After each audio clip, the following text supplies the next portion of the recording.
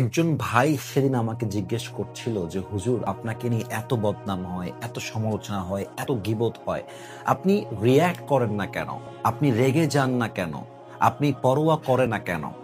আমি তাকে বিনয়ের সাথে বললাম যে ভাইজান এটা তো আমার মৃত্যু পর্যন্ত সম্ভব নয়, কারণ মৃত্যু পর্যন্ত আমাকে আমার নিজের কবর নিয়ে চিন্তা করতে হবে, আমাকে আমার মৃত্যুর জন্য প্রস্তুত হতে হবে, এবং মৃত্যুর পরে তো এটা আরো সম্ভব নয়। এই জন্য আফটার ডেথ যদি আমি জান্নাত পেয়ে যাই, আমার বদনাম দিয়ে 2 পয়সা কোনো লাভ নেই।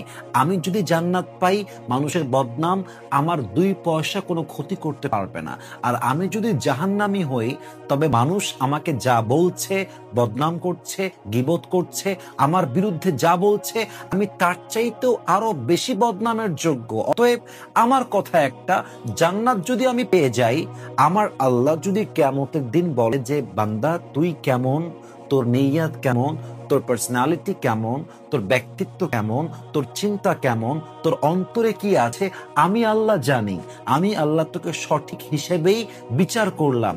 তাহলে আল্লাহ যদি সঠিক হিসেবে বিচার করে আর পুরো দুনিয়া আমাকে ভুল বুঝে, আই ডোন্ট কেয়ার। আল্লাহ মিলা তো সব কুছ মিলা, अल्लाह ना मिला तो कुछ भी ना मिला। जिससे अल्लाह मिला और दुनिया में उससे कुछ भी ना मिला, फिर भी दर हकीकत उसे सब कुछ मिला।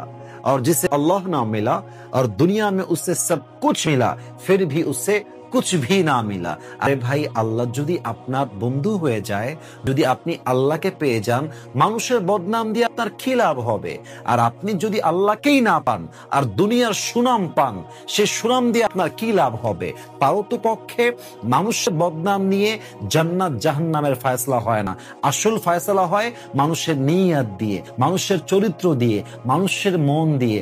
আপনি যদি আমলে ঠিক হন, চরিত্রে ঠিক হন, নিয়তে ঠিক হন, মানুষের কথা আপনাকে কখনো জান্নাত থেকে বের করতে পারবে না, রবের কাছে অপ্রিয় করে তুলতে পারবে না। কথা ঠিক আছে কিনা বলেন সবাই?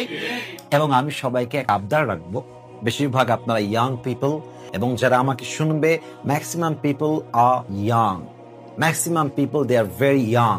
সবাইকে আমি অ্যাড্রেস করে বলবো, দেখেন, যদি কেউ আপনার নামে বদনাম করে প্রকাশ্যে কিংবা গোপনে, the first thing you have to say is আলহামদুলিল্লাহ। You have to be grateful for it। আপনি শুকরিয়াতা করবেন যে আলহামদুলিল্লাহ, আয় আল্লাহ, আমার তো লাভ হচ্ছে। কারণ যে আপনার নামে বদনাম করছে, সে একটা বড় লাভ দিচ্ছে আপনাকে। আপনার গুনাহ সে নিচ্ছে, তার সওয়াব সে আপনাকে দিচ্ছে। অতএব আপনাকে শুকরগুজার হতে হবে এবং আল্লাহকে বলতে হবে যে আল্লাহ, তুমি তো জানো আমার নিয়ত কি, আল্লাহ তুমি তো জানো আমি কি চিন্তা করি, আল্লাহ তুমি তো জানো আমার চরিত্রটা কেমন, আল্লাহ তুমি তো জানো আমার মনের মধ্যে কি চলে।